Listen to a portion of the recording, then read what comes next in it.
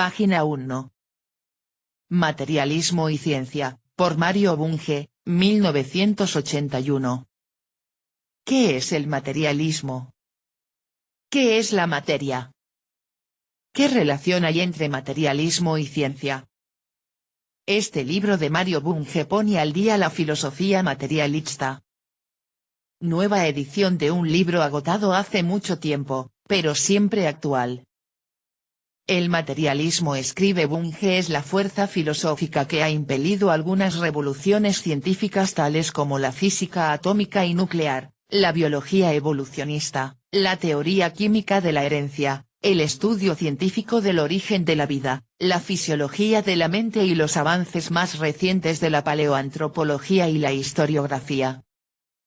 Lejos de alejarse del materialismo, la ciencia se está tornando cada vez más materialista en forma explícita.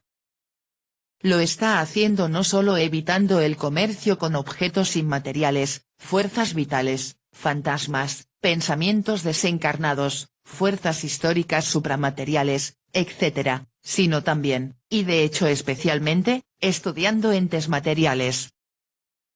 Prefacio. La palabra materialismo es ambigua, designa una doctrina moral y una ontología. El materialismo moral es la doctrina de que todos los seres humanos debieran perseguir solamente su propio placer. No nos ocuparemos de ella en este libro. Nos ocuparemos en cambio del materialismo ontológico, o la doctrina según la cual el mundo está compuesto exclusivamente de objetos materiales, aunque no necesariamente físicos. La mayoría de los filósofos, de Platón en adelante, han descartado el materialismo ontológico por burdo e incapaz de explicar el espíritu humano y sus creaciones. En consecuencia, el materialismo es ignorado en la literatura académica y en el aula, excepto cuando se alia con la dialéctica. El resultado es que el materialismo, aunque tiene varios miles de años de edad, está aún en su infancia. El materialismo ontológico ha sido difamado por varios motivos. Primeramente, por estar en conflicto con las cosmovisiones mágicas y religiosas. Por este motivo se lo confunde a menudo con el positivismo.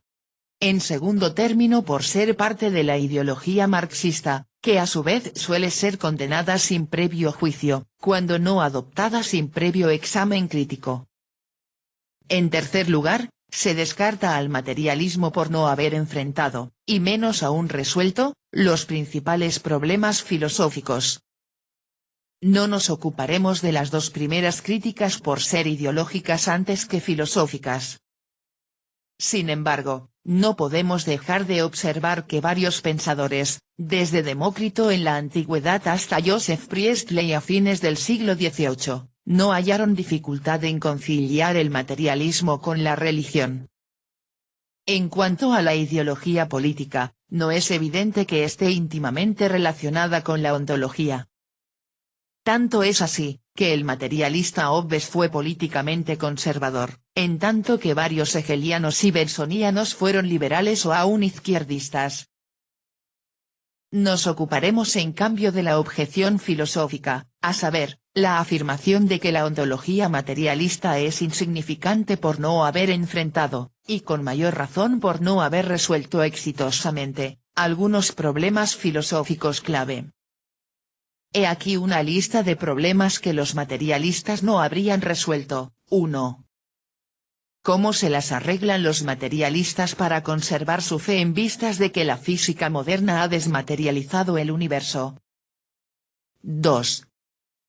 ¿Cómo puede el materialismo, que es notoriamente reduccionista, dar cuenta de la emergencia de nuevas propiedades, en particular las que caracterizan a los organismos y las sociedades? 3. ¿Cómo podría el materialismo explicar el espíritu, que es inmaterial? 4. ¿Cómo explica el materialismo la finalidad y la libertad, que tan obviamente trascienden a las leyes naturales? 5. ¿Qué lugar pueden ocupar en el materialismo los objetos culturales, tales como las obras de arte y las teorías científicas, que parecen habitar un mundo que les es propio y obedecer leyes suprafísicas, ¿o acaso ninguna? 6. ¿Cómo se proponen los materialistas explicar la eficacia causal de las ideas, en particular las técnicas y políticas? 7. Puesto que los conceptos, proposiciones y teorías carecen de propiedades físicas, ¿cómo podrían ser parte de un mundo puramente material? 8. Puesto que la verdad de las proposiciones matemáticas y científicas no depende del sujeto de conocimiento ni de sus circunstancias físicas, ¿cómo podrían explicarse en términos de materia? 9. ¿Cómo explica el materialismo los valores, que no son entes o propiedades físicos y, sin embargo, guían nuestros actos? 10. ¿Cómo pueden los materialistas explicar la moralidad sin caer en el hedonismo, dado que nuestras reglas de conducta moral, en particular las que tratan de los deberes, son ajenas a las leyes naturales? Es preciso reconocer que la mayoría de los materialistas carecen de respuestas satisfactorias a las preguntas cruciales que anteceden.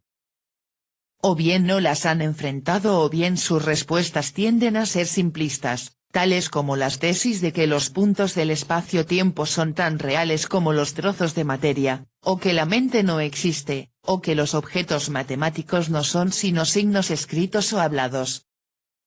En particular, parecería que no existen filosofías materialistas de la mente y de la matemática, ni de los valores y de la moral. Es verdad que no todos los materialistas son vulgares, y varios filósofos materialistas han propuesto intuiciones valiosas referentes a los problemas mencionados. Sin embargo, casi todos ellos hablan tan solo lenguajes ordinarios, de modo que están condenados a formular sus tesis de manera inexacta, y rara vez ofrecen argumentos válidos en su apoyo. Además, los materialistas han estado tan ocupados defendiéndose de ataques maliciosos y contraatacando, que han descuidado la tarea de construir sistemas filosóficos amplios y compatibles con la lógica, la matemática, la ciencia y la tecnología contemporáneas. El resultado es que el materialismo no es tanto un campo de investigación en el que pulula la novedad, cuanto un cuerpo de creencias, muchas de ellas anticuadas. Todo esto es verdad, pero la cuestión interesante es saber si el materialismo es irremediablemente anacrónico o si puede ser modernizado y, en tal caso, ¿cómo? Este es el problema que aborda este libro. Este libro puede considerarse como una invitación a tratar el materialismo como un campo de investigación antes que un cuerpo de creencias fijas, o sea, de dogmas. Más precisamente, es un desafío a examinar, aclarar, enriquecer y sistematizar el materialismo a la luz de la lógica, la matemática y la ciencia contemporáneas, en lugar de hacerlo a la luz de la historia de las ideas y, menos aún, de una ideología política. El materialismo debe recoger este desafío so pena de permanecer subdesarrollado y por lo tanto estéril y aburrido. Hay por lo menos 3 motivos para lanzar este desafío.